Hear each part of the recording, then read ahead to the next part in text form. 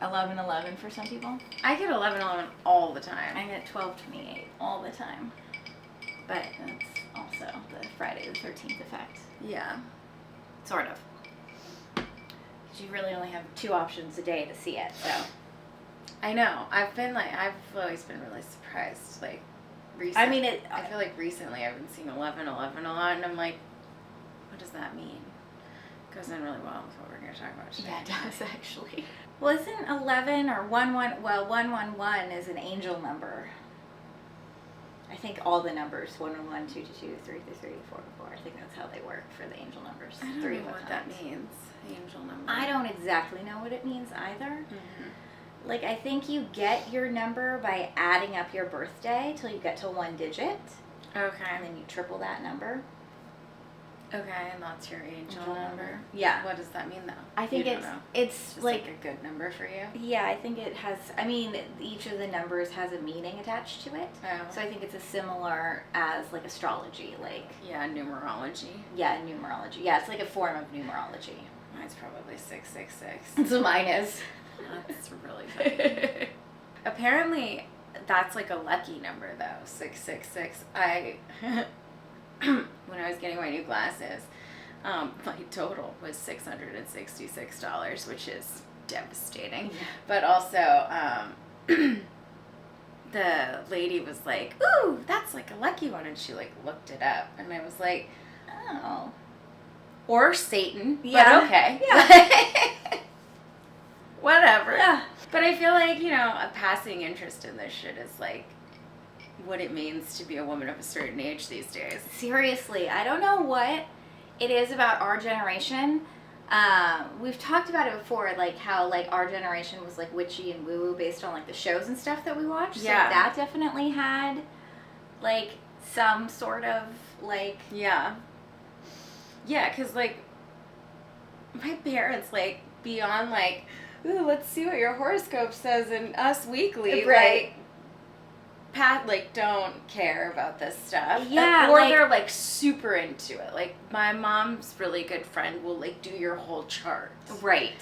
But Right. like.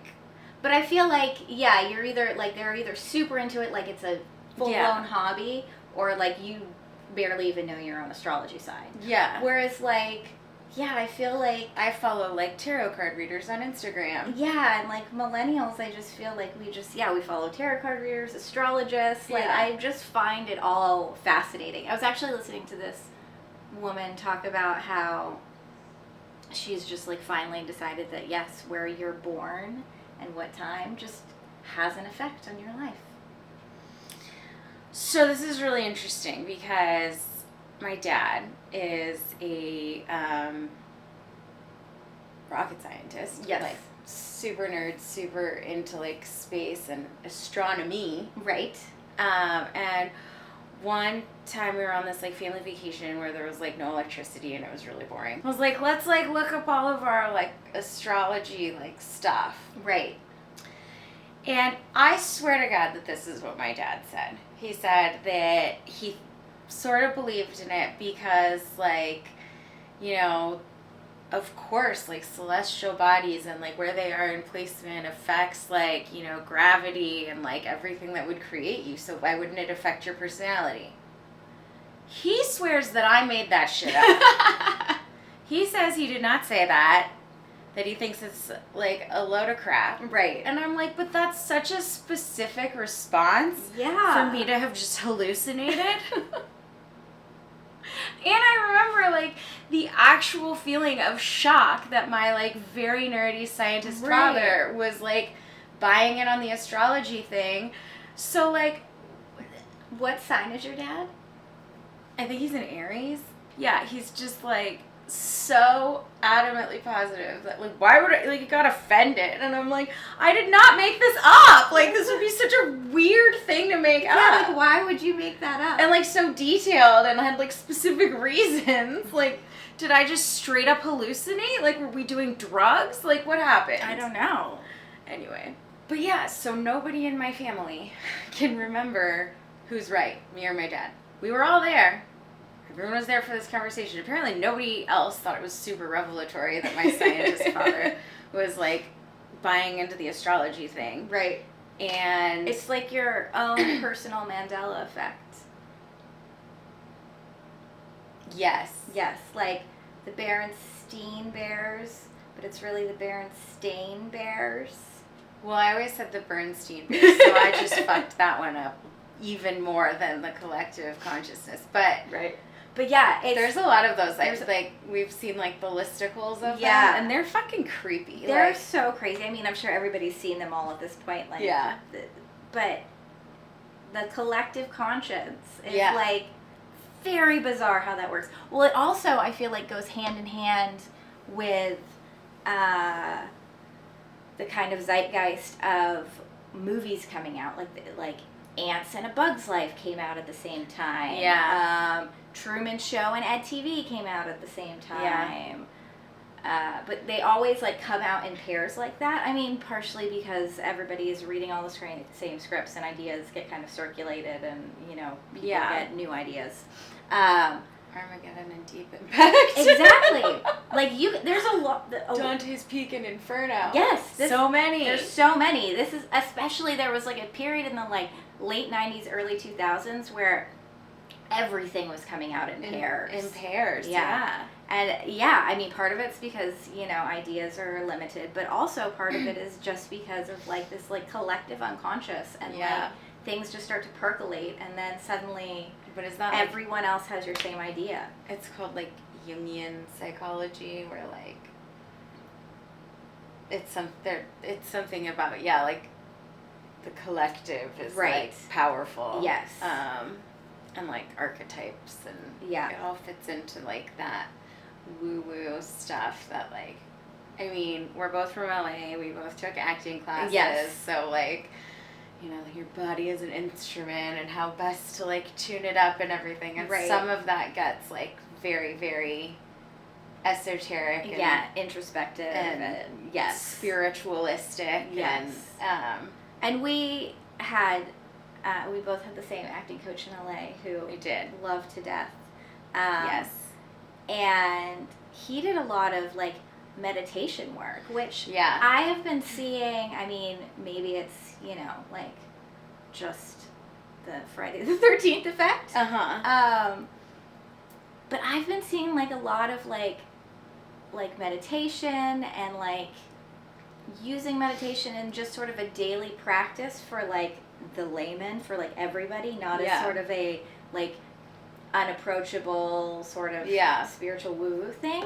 And I think that's pretty cool. I think that also speaks to the current climate of the world. We need help desperately. I mean, there is like scientific studies with like meditation and stuff. It is like your brain, you get into habits on how you react to things, and you burn these like neural pathways. And like meditation can help you like create new neural pathways. And like, well, that's the same thing. Like I've taken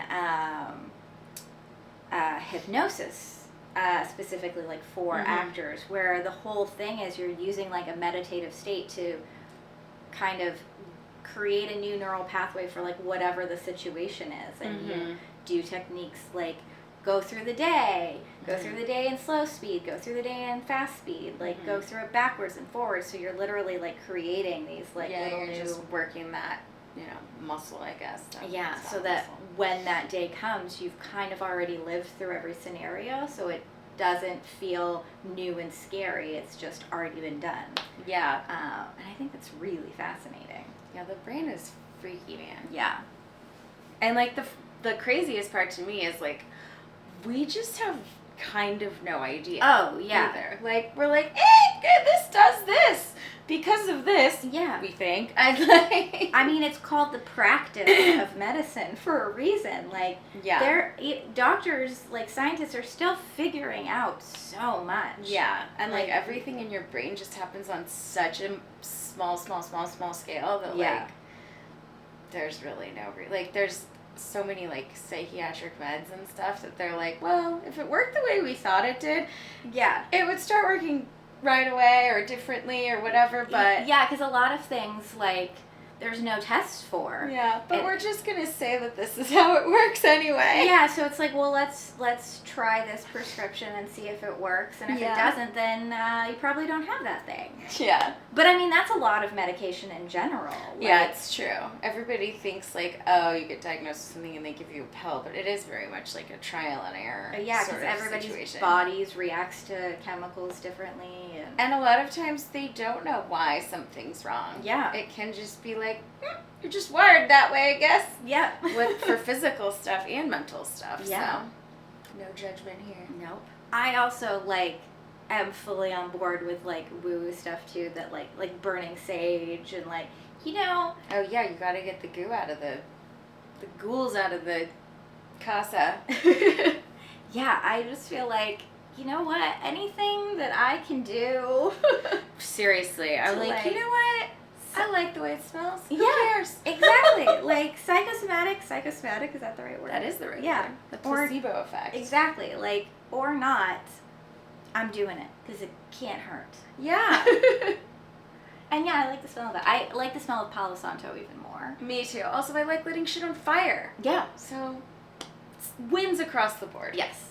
I have a giant smudge stick, which is the big ass sage bundle. Yeah, right? yeah. Someone got it for me for my birthday with a really cool Zippo lighter. Oh, nice. And it's like, what does it say? Oh, instead of fight like a girl, it says light like a girl. Oh, nice. I like to smudge. I smudge anytime I feel the need to, and then with some regularity. I have a couple of woo-woo witchy practices that smudging. I blow cinnamon on the 1st of every month. I didn't know that about you. Yeah, so that's you blow it in through your front door, and it's supposed to bring in prosperity. Well, shit, maybe that's my problem. Everybody needs a little prosperity in these times. Especially right now. Exactly. That's what I mean. Yes, I will, whatever. Sign me up. I also have done in the past, I learned this from Jeffrey Marcus, our acting coach in LA. Uh-huh. Shout out to Jeffrey. I saw him, observed him doing this, and I was like, what is happening? What are you doing? Tell me about it. I want to do it too. Yeah. So you basically burn Epsom salt and use it as you would a smudge. Mm-hmm. The kind of thought process behind it, how Epsom salts are purifying and kind of suck out any sort of impurities and toxins in the body. So it's doing the same for the air, the vibes of the room. Yeah. The ether. And so I did it at my grandparents' apartment. They had a renter who was crazy, and we did it after they moved out. And it just kind of smolders a little bit, and so I was going around doing it, and we went up. There was this wall that she decided she hated her neighbors and was hitting the wall all the time just to be an asshole. Okay. Yeah. And so I was going, so I went past that wall, and I swear to God, the whole thing flamed up super high to the point that my mom screamed and took off, and I was just standing there holding this flaming thing, do I still have eyebrows? What just happened? Something was bad energy. Definitely. Psycho crazy lady energy. Yeah. And the whole rest of the apartment never did it again, just smoldered as it was supposed to. It was so freaky. I was all right, whatever happened. It's make the sign of the cross. Seriously. Do all the things. Yep. Yeah. Crazy. But yeah, I will smudge, I will burn things, I will do whatever is necessary to keep the woo-woo good. Keep the vibes chillin'. Yep.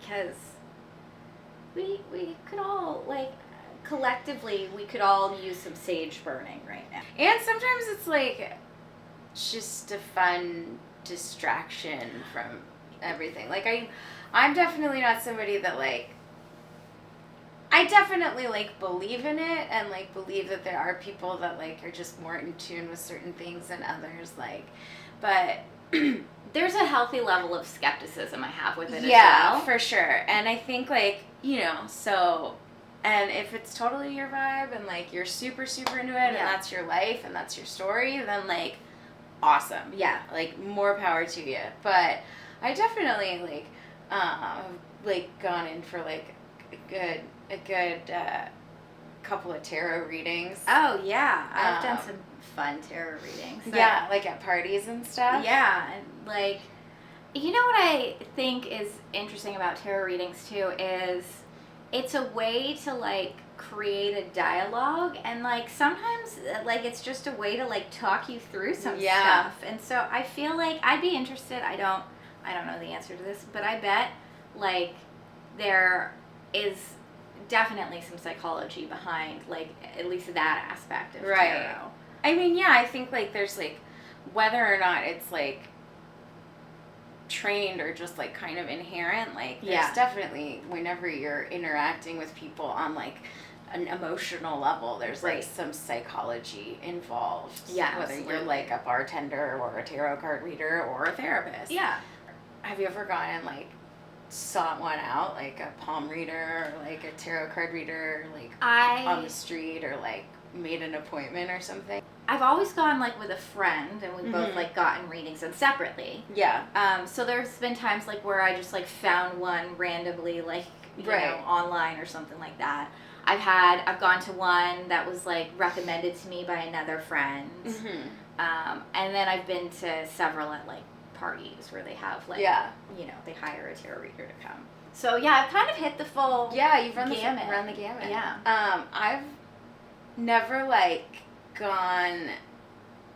It's always been like parties or like someone else was going or whatever. I've never been like the impetus for it. But I also think like there's something to be said. Like I remember like when I was going through like a really rough breakup, like there was like a tarot card reader and like on social media, and she like would do like tune in, just kind of like collective to the masses, like reading of all the like signs at the same time every day. Yeah. And I like tuned in just because it was like something to tell me something about like, you know, when you're in like that like heartbroken kind of like pit of despair and doom, you're like, it's sort of like nice to have like, I don't know, maybe she knows the future and like can tell me I'm gonna be okay.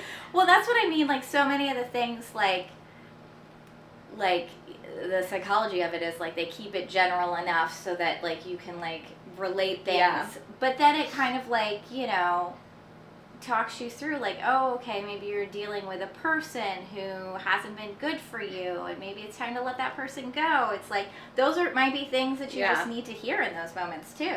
Yeah.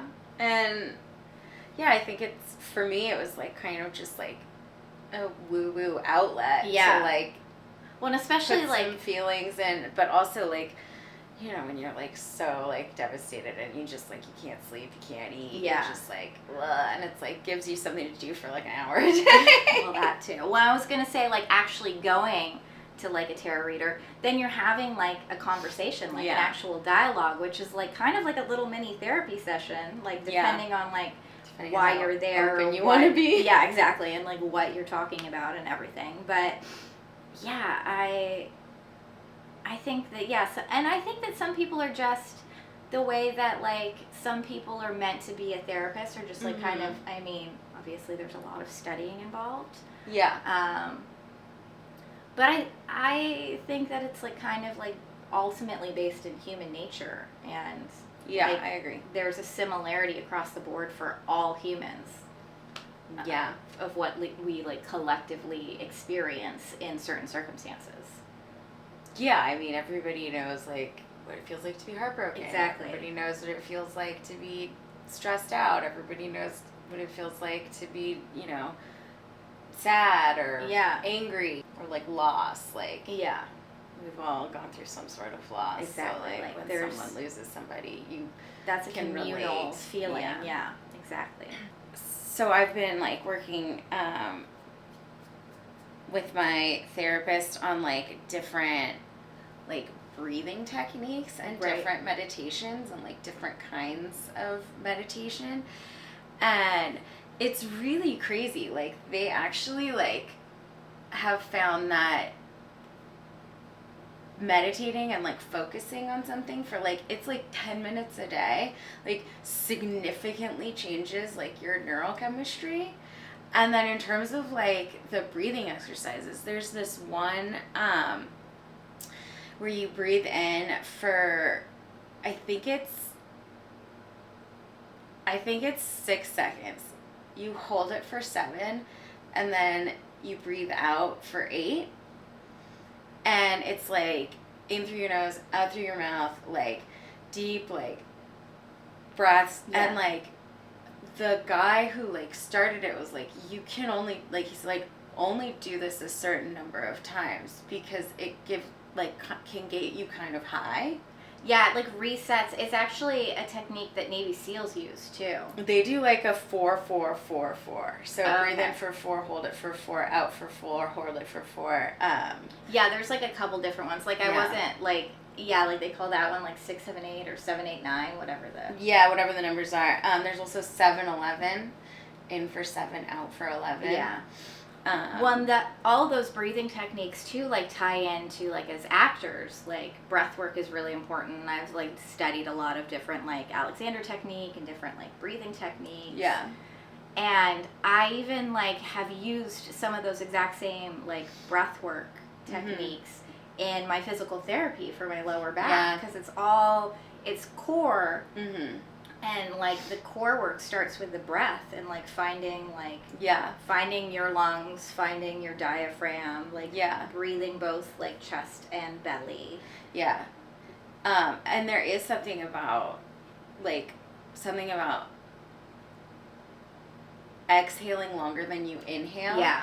That because when you hyperventilate, you're inhale like you feel like you can't get enough air, so you're breathing in more than you're exhaling. Yeah. And so you get like too much oxygen, and it kind of like makes you spazzy.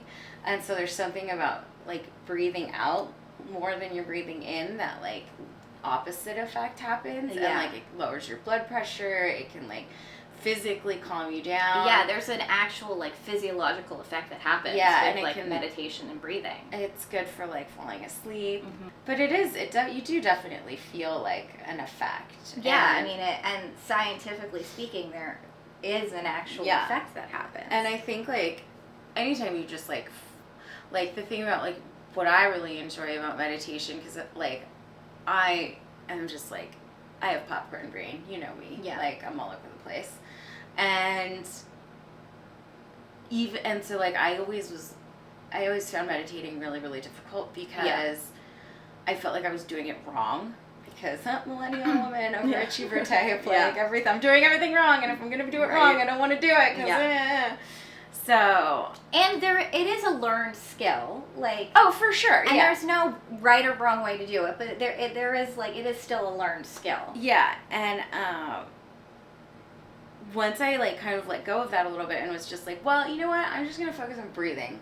Yeah, for the next 10 minutes, and if I start thinking about something else, I'm just gonna go back to breathing and thinking about breathing. Well, and that's what Jeffrey Marcus taught at the very beginning was just like always come back to the breath. Yeah, it's so true. I mean, that was kind of when like I started getting better at it, because like okay, I can do that. Yeah, like I can have like other thoughts and like then just go, oh nope, I'm supposed to be thinking about breathing, or like finding that spot in between your inhales and exhales or something to like bring me back into like focusing, and just like learning how to. I feel like especially now with like the like social media and like so many screens in our faces all the time, like taking the time to like relearn and remember how to focus on something.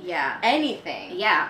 One singular kind of boring thing for 10 minutes of your day like is probably a pretty good life skill that is like and muscle that is not getting flexed in all society, that can't hurt to just like work calm out the central nervous system. I mean, we've gotten to a place, I feel like, as a society that we have learned to use our bodies and exercise our bodies, and we realize like how important that is. Yeah. But I feel like we're just still starting. I mean, it's changed so much since like we were kids. Oh yeah. Like this wouldn't even be a conversation that would Oh, be no, had, not at all. like even like 15 years ago. No. Like at least not in this sort of way that would be so Open. and also like widely approachable. Like I feel like now Mhm. like this is like kind of a normal conversation. It's not like some sort of like Yeah, we're not pushing any boundaries fringe, here. Really. like yeah. Yeah. So I think that is really great. Oh, I was also thinking about like with breath work too, is a lot of times people tend to hold their breath. I hold my breath. I'm a breath holder. And for sure. so like that triggers your fight or flight when you're Yeah. holding your breath. So like learning to like breathe, and also with the exhale being longer, part of that is to like help you expel all your actually air. exhale it all. Yeah. Because so often we're not actually doing a full exhale, and what will happen when you like with breath work, when you do a full exhale, like that next inhale comes in automatically. Like breathing is like Yeah, it's an automatic. yeah, it's like Autonomic. Yeah. my Look at you, science nerd. my SAT word of the day. Yeah. Check. But it's because of that response. So the other thing you can do too is like when breathing out and you think you literally have no more air left, to like another like as if you were like trying to like breathe as hard as you could out again. Yeah. And you like, it's amazing like how much extra air you still have. Or another thing you can do is vocalizing on the sound, like just making like a noise as you're exhaling. Yeah. Like kind of a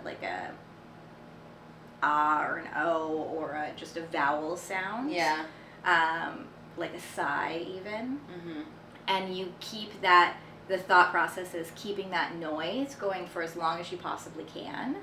Oh, Because yeah. then you're not thinking out. of the breath, you're thinking Yeah, of the the noise, noise. and you can't physically make noise if you don't have breath behind it.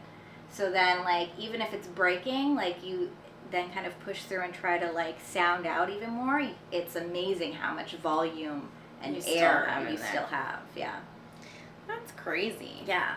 There's some really, like, two of the kids I nannied, they were taught meditation in school, and That's so cool. yeah, I just think, I don't know if it was like a special class that one of the kids took, or if it was just like generally taught, Mm-hmm. but it was something that I taught them as well, and we like talked about, so it was like an open, it on all ends. you know, it was an open conversation. And I remember one day, the boy was like sitting there just like kind of silently breathing, and I was like, this is so good. Yeah. Like, can you imagine if, like, I don't know, Congress just like had to sit and breathe together, like as a community? Well, like, Congress can't do anything exactly. as a community. So. Exactly. So, like, can you imagine if we just started there and made them sit in silence for 10 minutes breathing? Like, I guess miracles never cease. yeah, so. I mean, I like the fact that like the thought of even getting Congress to do that is like just Earth shattering. yeah, mind blowing. Not gonna happen. Yeah. Everybody, take your shoulders away from your ears. Yeah. Take a deep breath in through your nose and out through your mouth.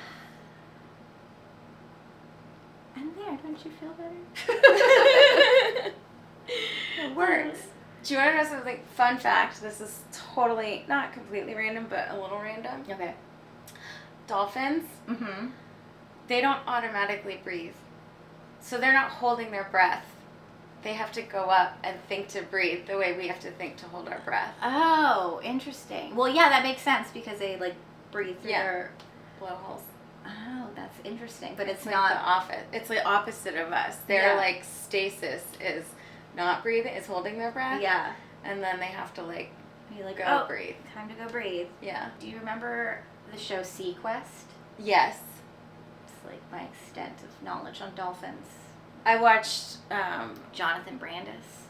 obviously. I watched, Blackfish. That's how I found out about the dolphin thing. Oh, I couldn't. That's the documentary, right? Yeah. I haven't been able to bring myself to watch that. I know all about it. I've like educated myself, but I mean, Michelle Wolf has a great recap, which is, what?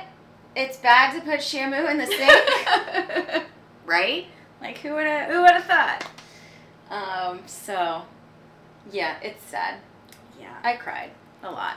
Yeah, I just that's I'm not eager. It's not on your list. I'm not eager to see that. I mean, it's no. a good one if you like want to wallow in some misery, right? Yeah. Which I mean, sometimes it's obviously a really important film and has changed the minds of a lot of people. Yeah. So I'm happy it exists, but oof, can't do it.